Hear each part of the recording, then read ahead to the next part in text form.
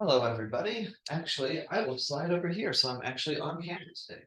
All right. Welcome, welcome. Good to see you all. I was just telling the folks in the room before we hit record, it'll probably be a short session today as we start this book, Stars Beneath Us, Finding God in the Evolving Cosmos by Paul Wallace. We're going to look at the introduction today, which is pretty short. We also have big confirmation day today, so we'll wrap up a little early so we can make sure we're all set for that. Thanks, everybody. This was a book that I had read a while back that I shared, little references to here and there with the group. As something that kind of, put some light bulbs on for me and was interesting. So you all are taking that on faith and jumping on board. So we'll see how it goes. I know some of you have already started reading it. And I'm guessing have read past the introduction. How's it going so far? It's good. Good. All right. If you don't have a copy yet, that's fine. This is a pretty short. One of the lights just came on. This is a pretty short introduction. We'll read just a couple little passages, but you won't be far behind. Or if your book didn't come in yet, if you'd like one, we have some extras at church that some generous folks got. So if you need a book and you're watching at home, let me know and we'll hook you up. Before we get into it, I just want to ask a couple questions. Well, first of all, are there science fans in the room? Not everybody likes science. Okay. Do you have a particular branch of science that you're drawn to more than others? Like for instance, my wife was biology and chemistry in college and grad school and loved a lot of that stuff. She hated botany. Like she just did not like the plant side of things. It's more the animals, more that. So as an example, what's your go-to branch of science? I hated microbiology in college. Okay. I hated it. I like chemistry and all that. Yeah. All right. For anything animals or sea. Okay. Netflix has just started a new series about the very beginning of life. Oh, cool. And so right now, less than 1% of animals, anything that's been alive, less than 1% is alive today. Yeah. Also, 99% extinct. Great. Wow. So a little paleontology, a little. Yeah, well, there's so many different types of dinosaurs. That's cool. I hated it. I didn't take anything with it science.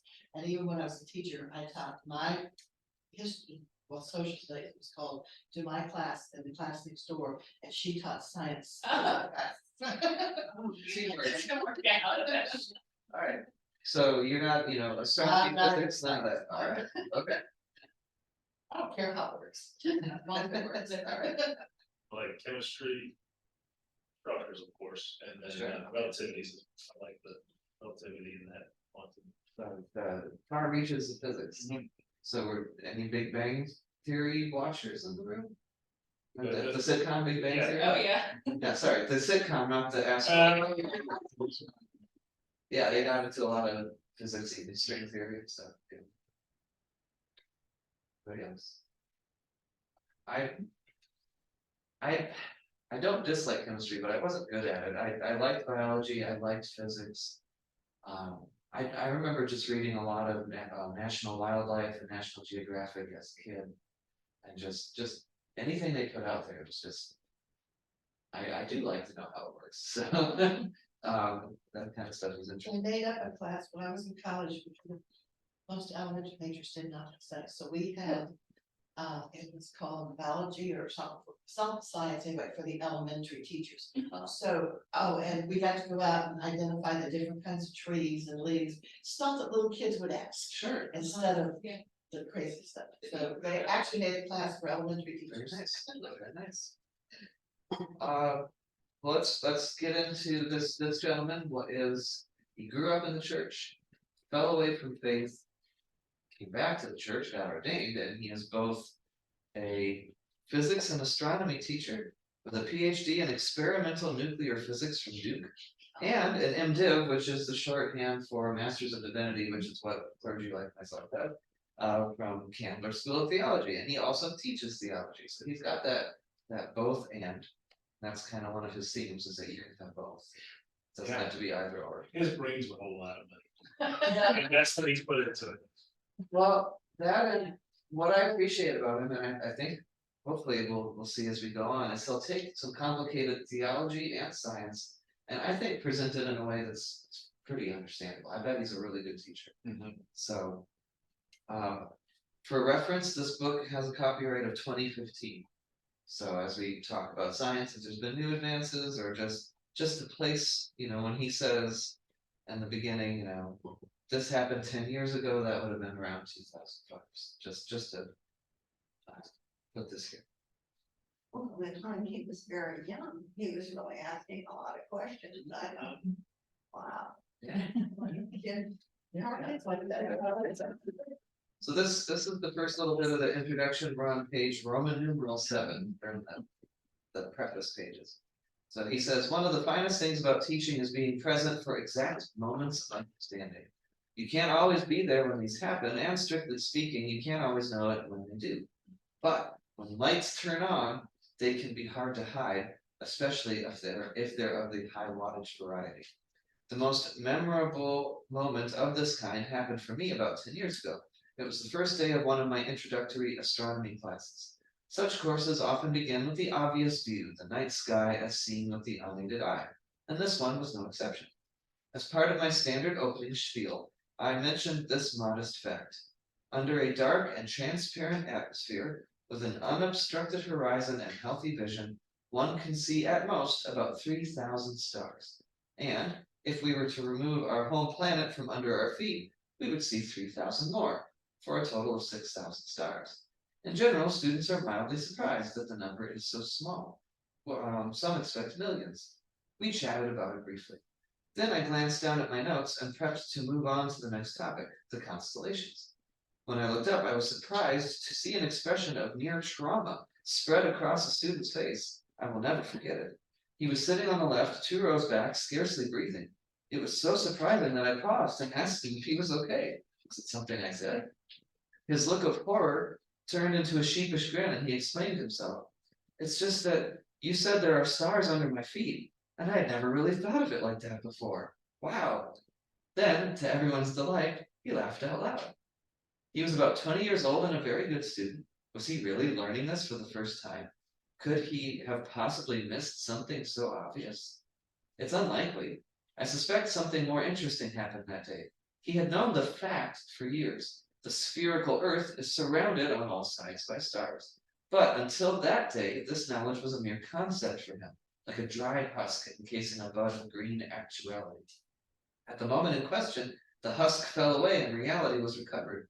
The stricken look on his face suggested to me that the stars far beneath his seat became tangible to him in that instant, that the words up and down momentarily lost all content. Perhaps he felt the faint flutter of vertigo. He certainly felt something. In that short span of time, the absolute became relative, and the strangeness of the world was revealed in all its simplicity. So, do any of you have a light bulb, an aha, an epiphany moment, like Archimedes in the bathtub, right? Where he figures out how buoyancy and stuff works, right? Did any of you have that moment, like this kid in the story, who all of a sudden this abstract thing became completely real for him? So it doesn't have to be science related, but it could be for this context. So what is your light bulb moment, if you have? One I remember, and I had a hard time explaining it. The words are so frustrating because I had the aha moment, and I can grasp it up here, but I can't get it to come out. Do you guys? Was tell you like relativity Einstein's biography, and one of the ways he described relativity in time is the whole thought that as you go fast, when time slows down, it bothers me. Yeah. Because time should be absolute from our perspective. And he had a thought experiment where he explained it as if you're on a ship. And if light was on the ship moving while you were, it just made sense to me. I was like, oh, okay, now it makes perfect sense to me. Okay. And again, explain it, never explain it, because I memorize it. Yeah. But his thought experiment was really interesting. I always never forget that. Every time I see the book, I think. That's really cool. Anybody else? Well, I never thought of it as an aha moment, but, I always wondered how Jesus, how the Holy Spirit could keep all up with all this stuff that we asked him. I mean, I wondered that all my life, especially when I asked it the same thing 100 times, and it would just keep asking day after day. So, then it was explained to me that Jesus has no time, God has no time, that he's in all generations and all eras at the very same time. And he can relate to people in each era at any time. And I'm not sure I fully understand how he does that, but that's sort of shocking to me. Makes me dizzy. That makes me dizzy. Yeah. I remember along those lines of conversation in a class in seminary, because some, you get some interesting questions sometimes. And somebody, the conversation was about resurrection. When you die, because the Bible isn't super detailed on resurrection. So when you die, are you instantly in heaven, in the presence of God, however you want to say it, and then waiting for everybody else? Or do you die and then at the end of time when Christ returns, then everybody gets resurrected? What would that be like? What's happening? Meantime, the waiting part, right, for either side, because for humans, time is absolute. And so as the conversation went on, the professor said something along the lines of, from the perspective of eternity, it doesn't matter. Whether you had to wait until Christ returned for the resurrection, or it's instant and then you're kind of like the cartoons, right, where you're walking around in heaven waiting for the rest of the people. It doesn't matter, because from the perspective of eternity, what is time? Well, what does that even matter? We're gonna do some more epiphanies in the world of faith. I'll just throw out, it's not really an epiphany, but it's something that I think is cool. So the light bulb went off. I did that. It's really funny.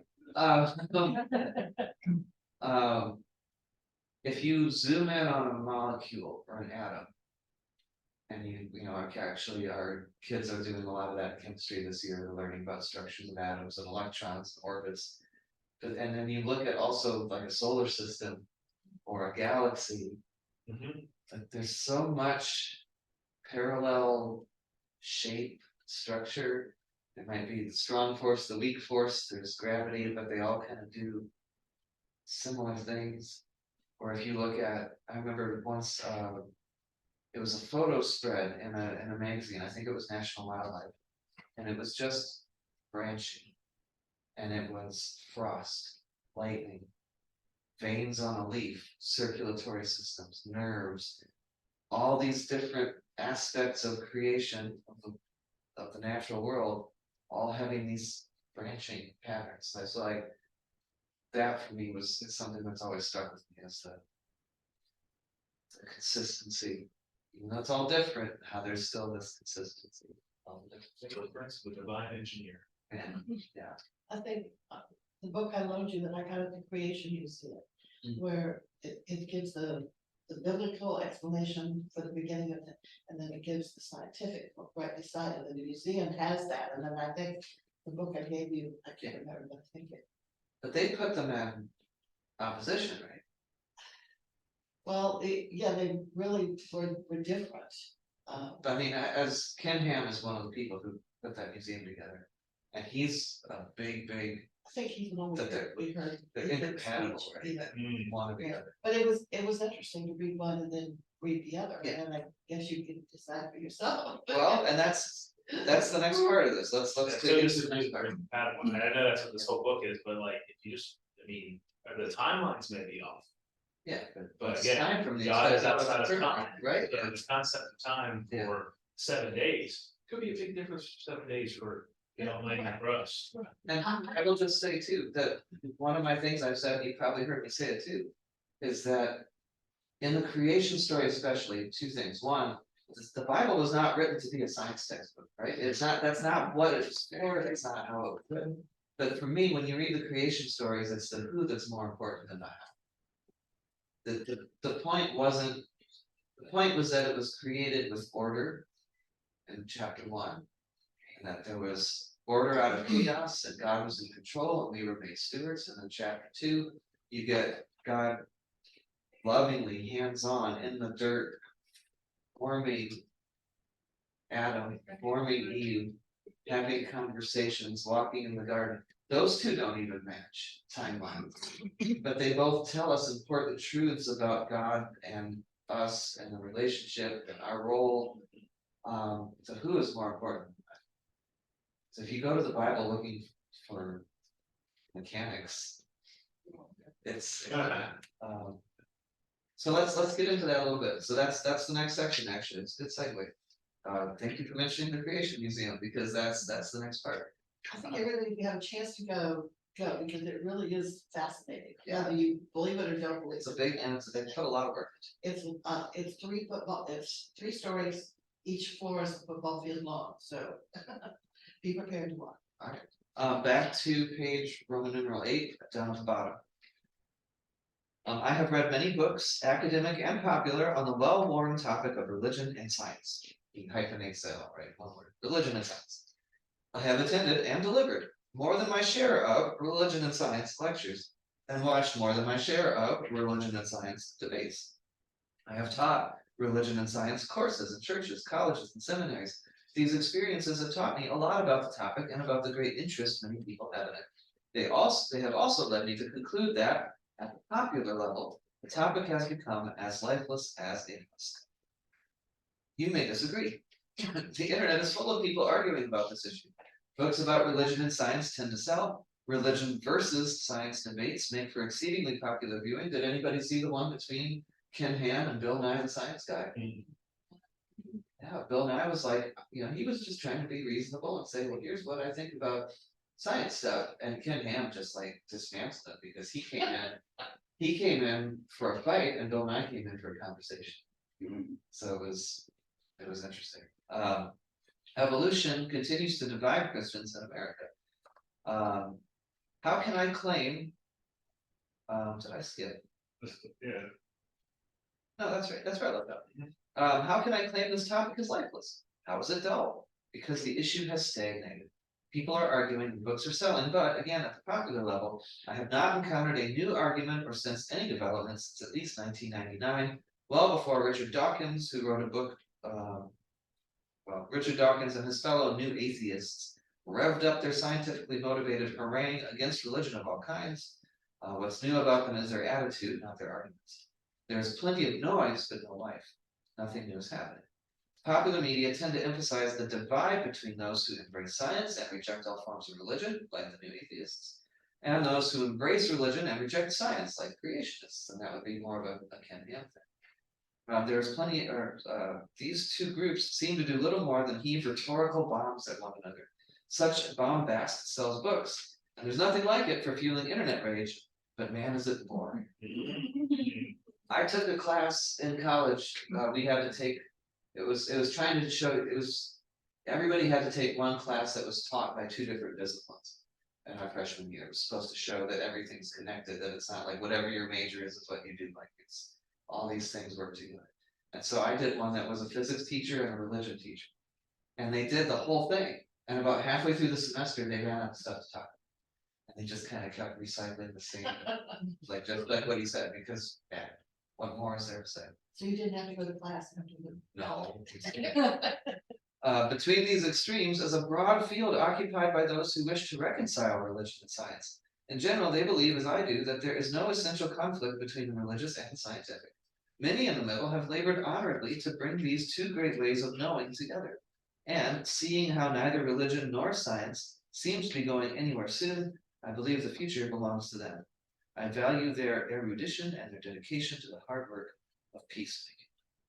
And then he goes on to say that, however, a lot of the middle ground stuff doesn't work for him either, because it's basically Christians saying, look, science works for us, or one trying to bend the other to work for it, as opposed to a true mesh. I've shared a story in my college class.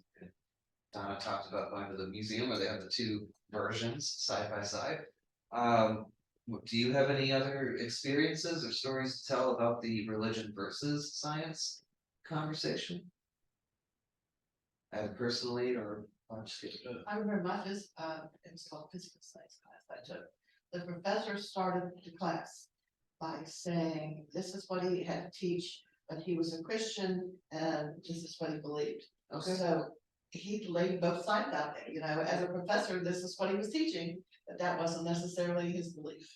That's interesting though, to And say, it was a state I'm gonna conference. teach you this stuff, but I don't believe it. Well, it's like, That's really, you know, it was like you pick and choose, it's up to you, sure, you know. yeah, but it was a state college, he can't really say, here's how it goes together. I don't, you know how many years ago this was? But you know, yeah.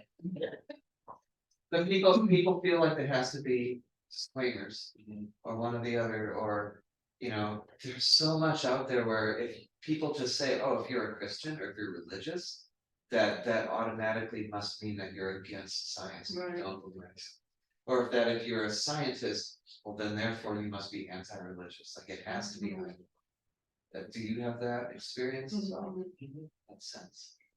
And I struggle with the evolution thing, because evolution is a theory, Yeah. and so how it's So presented. relatively. Yes, absolutely, Yeah, yeah. and we've done experiments to test both. Yeah. Right, Yeah. but you can never prove it because we can't observe it at the level it needs to be observed. Right.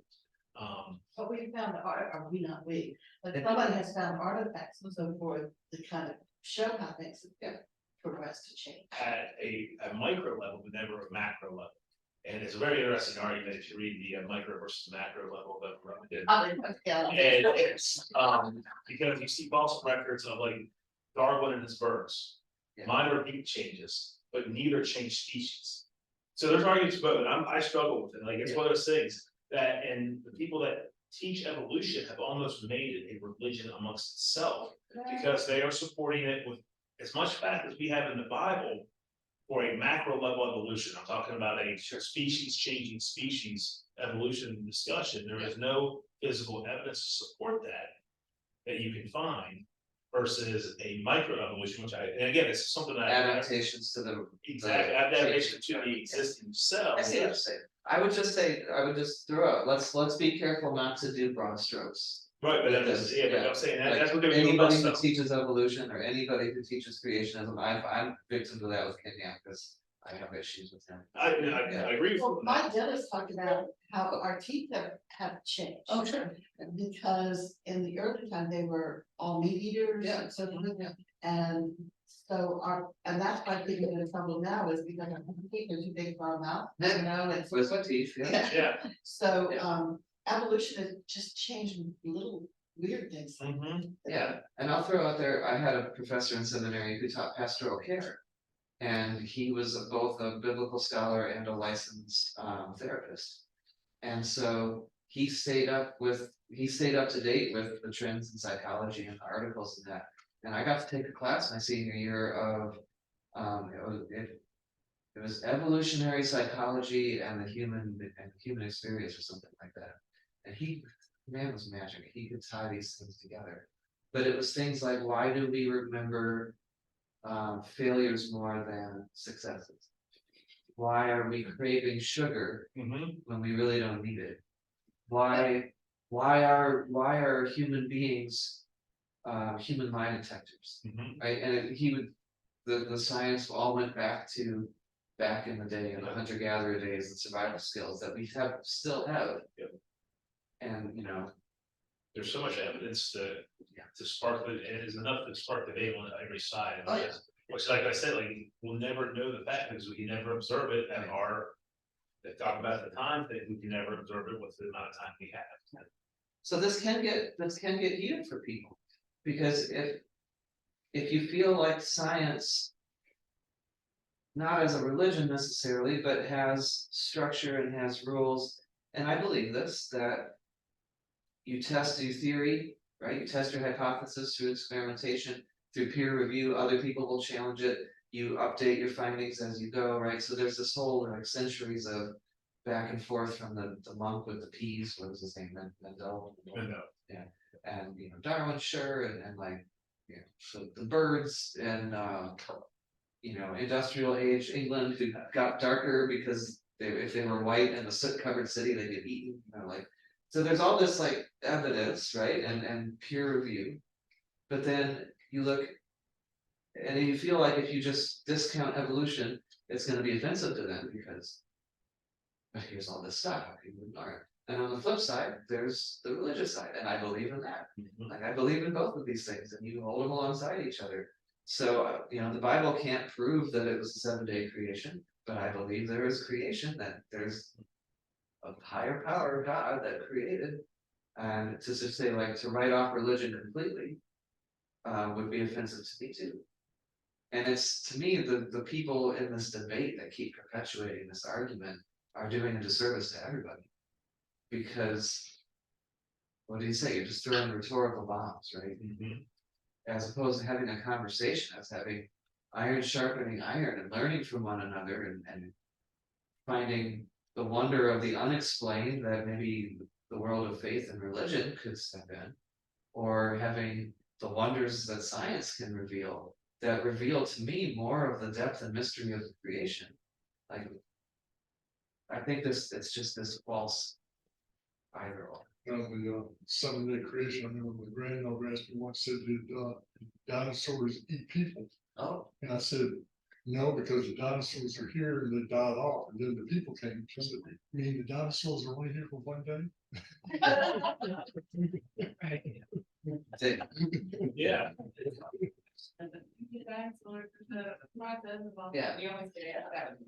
Yeah, but I mean, then people will be like, well, you know, they'll either make a joke or a claim, right? They'll either make a joke about, oh, well, were there dinosaurs on the ark? Or they'll be like, yes, there definitely were dinosaurs on the ark. Or then there's the one that dinosaurs, the fossils that people find, there's a whole school of thinking that they were just there as a test from God to test our faith. That maybe it was Leviathan or one of the monsters mentioned in the Bible, but really they're just there as a test to make sure, you know, a challenge to us to make sure we stay faithful. And Iowa, and the photos of in which, you know, it's landlocked from all directions, Yeah, they have found lots of fossils and Right. things that There used were to be an all ocean. found, you know, under the sea, and so I've got a couple fossil rocks that were found on the farm. Yeah. So something has changed. Right. Right, so there's undeniable evidence, but then there's undeniable mystery. There's the explainable and the unexplainable. Well, I And think then the there's reason for the good soil across the Midwest oh, sure, is a glacier Yeah, came right. down yeah, and pushed the soil from up north down across the Midwest. and we didn't have cameras there for that. Right. We don't have a live webcam of when the asteroid hits, so you do the best that you can. Yeah. So, yeah, And it didn't happen overnight. I think, you know, lots of times people think it must just happen quickly, but it was. We can't years, I grasp, guess. we No, can't grasp right, the time frame. no. Our 80 to 100 years on Earth doesn't really grasp the. It is about this big, yeah. right, let's look at page. Um.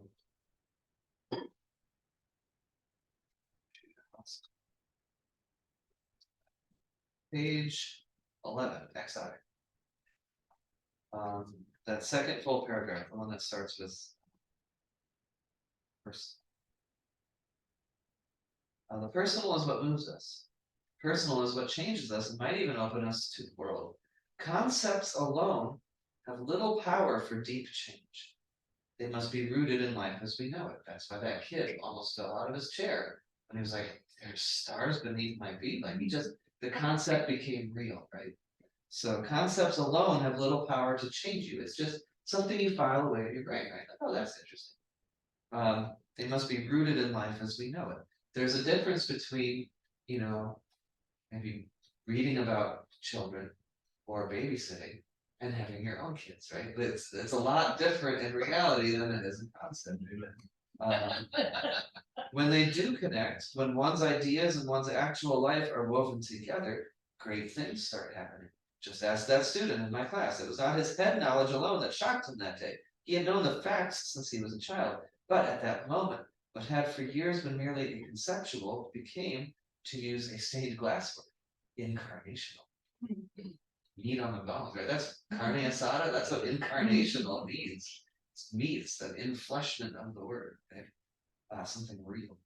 The facts never went away, but they became profoundly present in such a way that he himself got involved. He was no longer playing with an idea, he was being played by reality. The stars were not just in his head, they were actually and truly down there, light years beneath his speakers. I really like that paragraph. And this is the entry point to why the rest of this book has to do with Job. Because the concept of Job being this, righteous man, the concept of how God if you're prosperous, it means you're blessed by God. And if you're having issues, it means you're not blessed by God, right? That was the conventional wisdom. He's going to get into that a lot as we get into Job.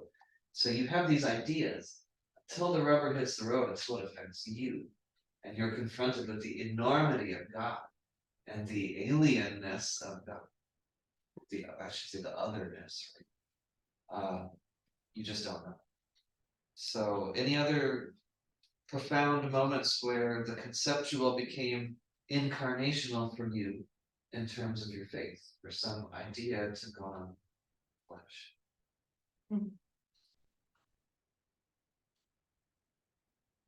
I'm not sure I understand exactly, but I remember when I found out, that when the earth moves, I thought sometimes we're upside down. Oh, sure. Why don't we float off, Yeah.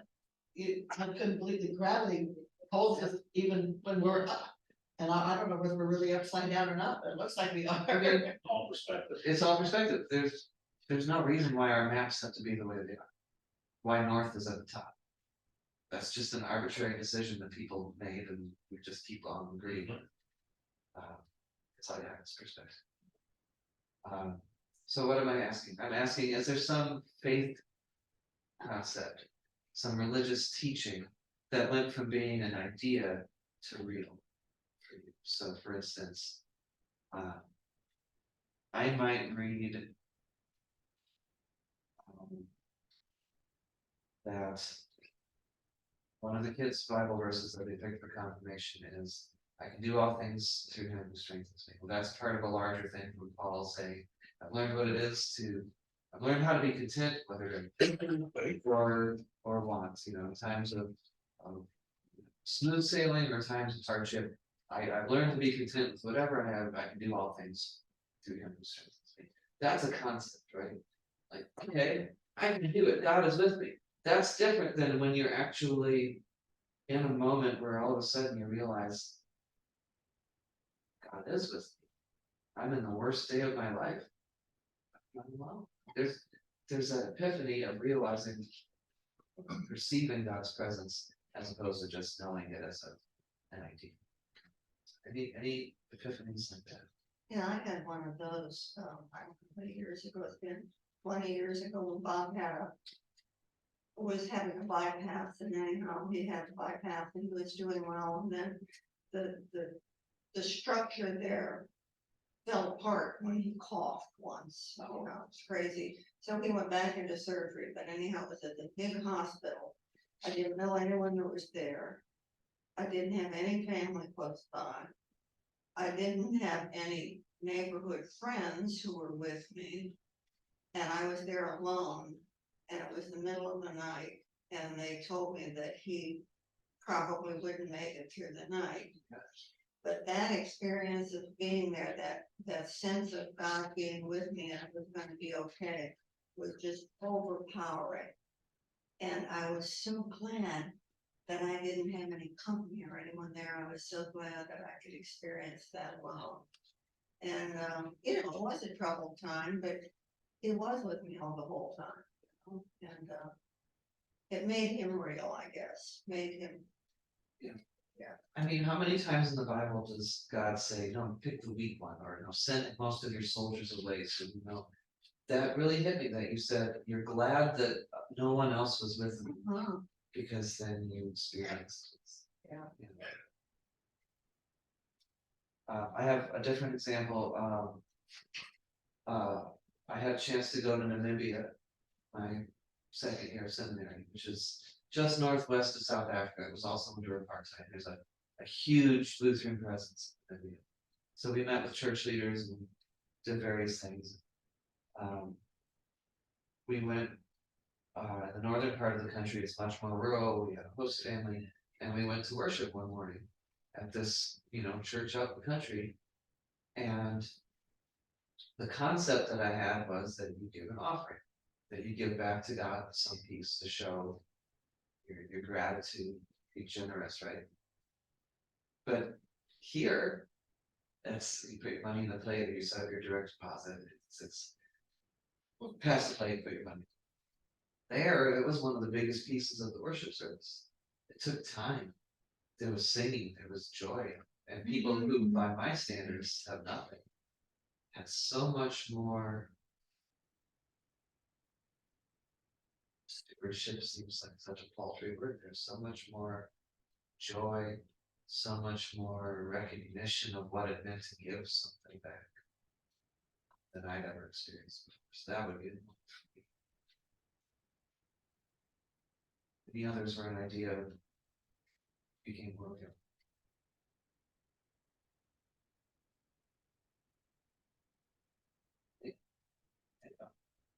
That's your devotions this week. That second to last sentence there in that paragraph again. He was no longer playing with an idea, he was being played by reality. Bookmark that for Joe. Right? He gets played by reality. The next chapter is going to be this author, Paul Wallace's personal background and his journey through science and religion in and out. And then the rest of the book, we start getting into Job. I love the title of chapter 2, which is, sorry, not chapter 2. Chapter 3, the fifth dentist. 4 out of 5 dentists agree. Job is the fifth dentist in terms of biblical literature, the one that's a little different. So chapter 1 is the author's personal background, and then we get into more of this science and religion together. All right, well, my last question, like I said, we're going to wrap up a little early today. So the last question I have is, what are some things you hope to get out of this book and the discussions that we're going to have over these 10 chapters or so? Do you have any expectations? Good conversation, I hope.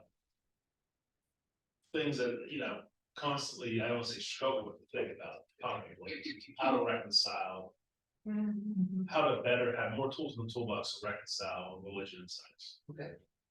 I will be up front. We do get some of that, but the farther in we go, the more it gets into kind of what God does to Job. Kind of saying like, oh wow, this is so much. We'll see. I look forward to it too. I think this book is definitely a conversation starter. In the first, I guess I'm going ahead a little bit, but in the first chapter, he talks about growing up and all of a sudden finding this conflict between religion and science. He read the science book and there was nothing in there about the biblical stuff he learned. So we went and got a hold of the Bible, there was none of that scientific stuff in there. But I think all of us struggle with that. At least I did as a kid. Everything was very fundamental. Yeah. And how do you make that switch easily? Yeah. So anyhow. One of the reasons I love being a Lutheran is because we are a both and denomination in a very either or world. And Martin Luther did a lot of both and. You're simultaneously a sinner and a sinner. The scriptures speak to us in both law and gospel at the same time. God's working through both the world and the spirit. Like there's these things that could very easily be taught and have been and are as either or. You're either good or you're bad. Maybe you're both. Communion is either the real presence of God transubstantiated, or it's just symbolic. It's a remembrance. And Lutherans would be like, it's both. It's real presence, but it also is a symbol, and we don't try to like. So Lutherans are good at holding things in tension. Or wishy-washy. No, because we're not going like, well, I don't know, it could be one or the other. We're saying, no, I think it's both at the same time. So I would, no, I don't think we're with you. I think that's a, We accept Job, the answer Job got because God says. anybody else, anything you're hoping to get out of this? I mean, everybody seemed interested, you've had a chance to peek at it. What else are you hoping to get out of this? I like the discussion part, I think you mentioned that. I wish the Sally would go back to when they had, I don't know whether you were around when they had the classes. They have, most of them were in Waynesboro, some of them were down in the Tidewater area. Can't remember what they called them, something, but one of the speakers at the one in Waynesboro was a college, he was a professor at one of the seminaries. And he talked a lot about evolution and so forth. I mean, I gained so much from those classes. There were books that went with it, so you read the book and then you heard the lecture. But instead it stopped, and I don't know why, but I wish they would go back to something like this. Well, for what It it's was like worth, a big extended Sunday school class. Yeah. yeah, no, I've heard of that, I haven't seen it since I've been here, and I don't know if that was a victim of COVID and they haven't brought it back. Yeah, it was way, they stopped way before that, I can't remember. If it was an attendance thing, but I know that they have been sponsoring. If you're not already on the Synod newsletter, go to the Synod website, it's vasynod.org, that's SYNOD. There are online things you can. Kelly's doing online. I'm gonna advertise that today, she's, Pastor Kelly Derrick is leading a Bible study on women in the Old Testament, and. It looks interesting, she's a good teacher, so. And then that's, you do have to register for that one, because it's on Zoom, so if you wanna get the links, you gotta register, I don't think there's any charge. But yeah, it's hard sometimes to find a place to have a conversation that isn't trying to make you say, believe this or else, or, this is right and that's wrong, where it is genuinely, let's have a conversation, let's give you some knowledge and you do with it what. Our oldest son came home from Sunday school one day and he said, Mom, you know, it really is pretty hard to believe that gentleman's story. Be able to say it.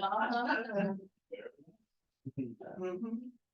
Fair enough. I mean, isn't that the origin of all future fish stories though? It always is. Stories, that would be a little hard to believe. What? And isn't that, What they say, yes. and I think, I'm sorry, I think that's. Done more harm than good. That there were decades, if not centuries, of saying. No, this is exactly how it was. To think that if you say.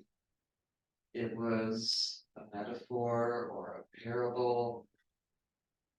That means it's not true.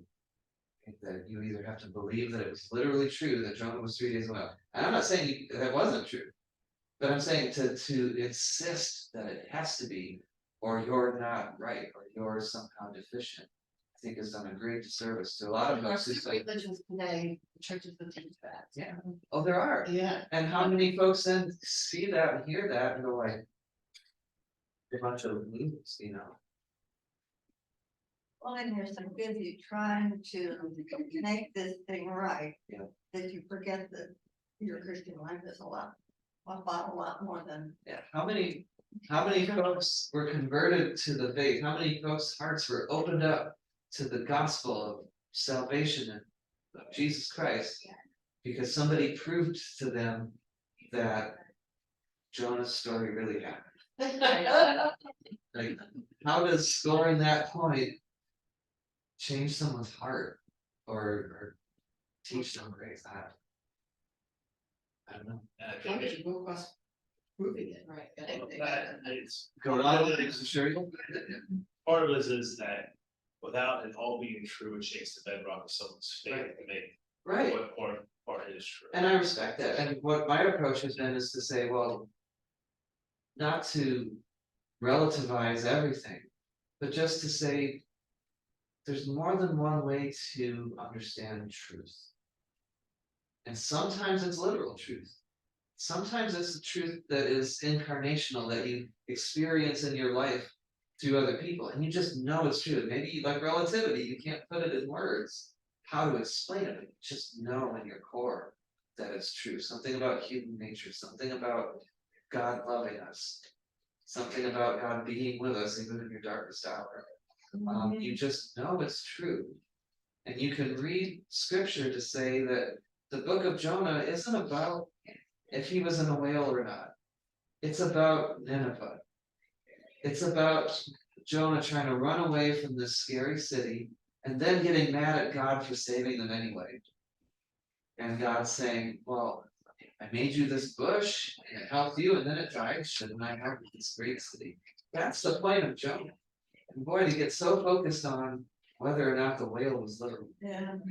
you're missing a lot of other truths in there. One of those classes talked about when the Old Testament came, most people did not read or write. No, And so they New were, Testament, they were taught with folk tales and analogies and things like that. And then they got written down. So it doesn't necessarily mean they happened exactly the way it said. sure. These were to get across the message to people who were basically illiterate. And if your sense of faith is based on every single one of these pieces has to be true, or the whole thing falls apart, that's very brittle. And so that's why I like the both and holding things in tension and saying, well, I'm open to the idea that it was literally true. But even if it isn't, it's still true, you know? And to, again, not to relativize everything, because that's dangerous too. But to just it's like making sure you're building, you know, that's like California changing their building codes to make sure that your buildings don't collapse the second an earthquake hits, right? It's that there's something built into the structure of your faith that can handle the tremors. All right, I'm gonna call it so I can get stuff ready. Thank you, everybody. Thank you at home. I'm looking forward to this too. We're supposed to say. No, they're done. They're out. Are they out? Okay. Oh, excellent.